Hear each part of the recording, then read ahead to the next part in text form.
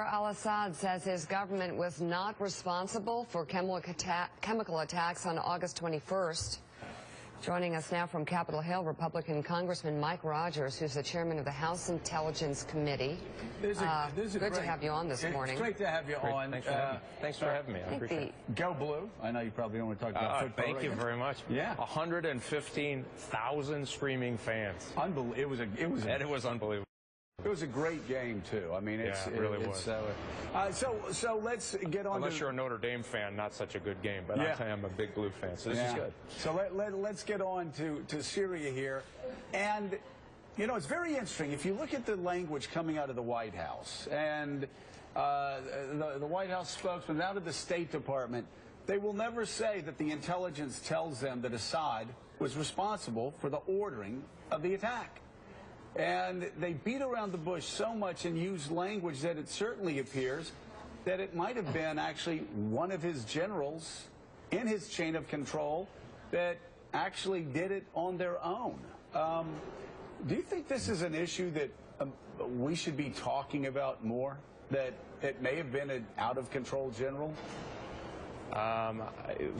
Again, as you would know, we have, those of us in the National Security Committees have access to all the classified information, and we're trying to make the classified portion available to members through the course of this week so they can see it. Good news, members who have been exposed to it, by the way, are walking out, both who are opposed to doing anything or not, still come to the same conclusion that chemical weapons were used and was likely through the chain of command. Although, by the way, Assad said something pretty interesting in that interview, that all of that is centrally controlled, which is consistent with what I believe is the truth, that is very closely held.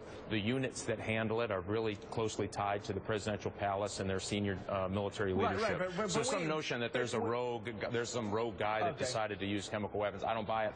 But we don't have any intel, though, that Assad himself ordered the, and I'm certainly not doing Assad's bidding.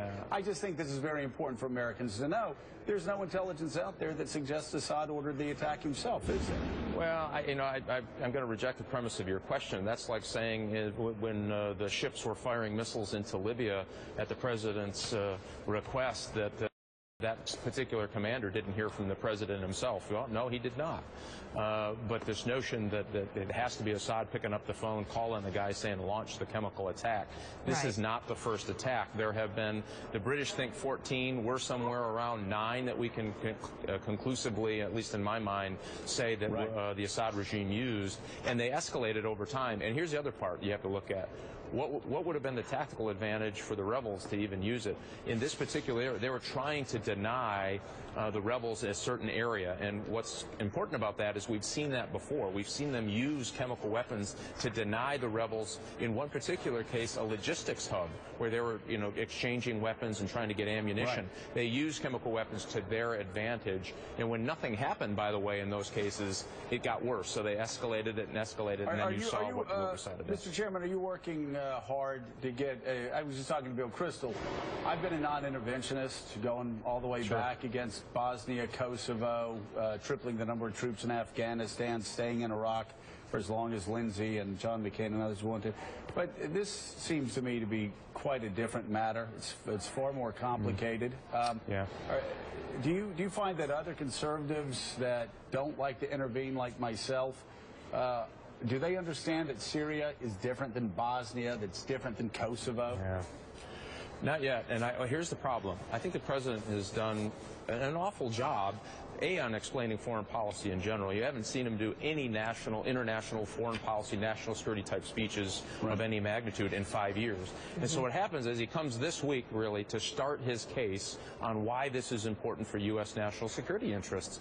Well, listen, that would have been great 2 years ago on Syria, where we had better options, by the way, but that didn't happen. And so now he's trying to make up all of this time by not wanting to talk about it. Frustrating for those of us who see this information every day, who part of our responsibility is to review the classified material and try to help the administration come to better conclusions.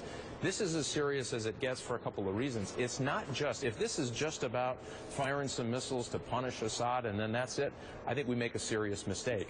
If it's about trying to set the table for a negotiated settlement, so what is in our national security interest, protecting those stockpiles so they don't go into the hands of Al-Qaeda, they don't go into the hands of Hezbollah, an Iranian proxy terrorist organization operating in Syria today. And by the way, they all want their hands on it.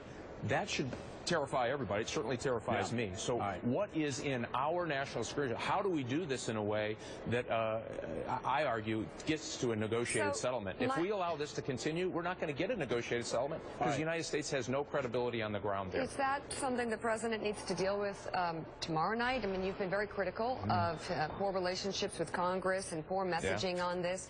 Is there anything he can do at this stage in the game that passionately expresses what the point that he wants to get across about why we need to act? Well, I would love some passion on what he wants to accomplish here and why it's in our national security interest. You can't start out by saying what you're not going to do and you don't like to do it and it's hard to do it. Yeah, we get that, Mr. President. We understand all of that. The national security business is a tough business to begin with. What we need is a path forward, and hopefully he'll show America a little confidence and talk to them about why it's important in the United States. This can't be about Barack Obama versus Congress and all the political intrigue. That's dangerous. This is about our national security interests. That's what he needs to do tomorrow night, in my mind, is lay the case out. This isn't just about we're angry that he fired some missiles, so we're going to release chemical agents. We're going to fire some missiles, and boy, that'll show him. If that's what this is, we are in a lot of trouble. That is not a foreign policy, nor is that in the best interest of our national security. Mr. President, lay out the case. It's an important case for the future national security of this country. You're right on your decision. Now show Americans why you believe it's right. All right. If he does that, I think we're going to get votes. Chairman, it's Willie Geist. Good to see you this morning. Secretary of State Kerry was in London just this morning at a press conference, and he used the term unbelievably small, describing the strike against Syria. So this would be, quote, unbelievably small. Yeah. We've heard terms like limited, short-term, targeted. That's nice to hear on paper, but how can the American people be assured that we're not going to be drawn into some larger conflict? What if, as President Assad just suggested to Charlie Rose, Hezbollah decides to act against American interests? How could it be unbelievably small if that happens? I think, I'm in no way comparing this to Afghanistan, but I don't think anybody would have imagined when we first went in there that a dozen years later we would still be there. The American people are very skeptical of, quote, limited wars. Well, first of all, again, I don't think describing the size or effort of what our target sets are or what ship fires what missile is in our national security interests, candidly. And again, this is part of the problem. That's a very confusing message, certainly a confusing message to me that he would offer that. As somebody who believes this is in our national security interests, I don't understand what he means by that. My argument is, listen, if the Congress gave a huge vote and we said, we're behind you, Mr. President, you need to take action as you see fit to stop the proliferation of chemical weapons in Syria, guess what? That sets up a negotiated settlement that we don't have that framework right now. Maybe you don't even have to fire one missile. I don't even know why we're talking about it. I would take that and lay down and say, here's what's going to happen, gang. I now have the full force of Congress. You're either going to negotiate with me, we're going to get a ceasefire, we're going to secure these chemical weapons, or really bad things are going to happen to you. Congressman, end of story. And if we don't set that table, we're not going to get there. Congressman, if you're going to get a majority in the House, if there is a vote, you're going to need 218 votes. What's the most number of Republican votes in the House you think you can round up for supporting the president? Well, again, I'm not rounding up the votes. I think this week is important because we've heard all the reasons why we shouldn't do it. The president announced it on a Saturday, left for a week. His staff fumbled around candidly for a week trying to put something together. A lot of PR about the great lobbying effort. I haven't seen it. So here's the thing. This week we have to have a very serious conversation in members of Congress in classified settings, unclassified settings about what is the consequence for not doing it. And the American people certainly haven't heard that. And I argue there's some very serious consequences. We need to talk about it. I think that'll change the hearts and minds of folks who get access to that information, have that level of dialogue. Remember, Iran has chemical weapons. If we show Iran it doesn't matter if you use them, even after we said it does, that's a problem. North Korea has chemical weapons. If we tell North Korea that if we tell you to use them, it's bad, and we don't do anything, guess what? That changes their decision-making. This is bigger than Syria, and it is a proxy war.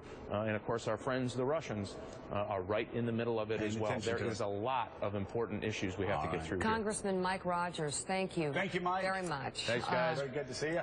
Coming Good up, to see you. looking back on the financial crisis. Have we learned anything?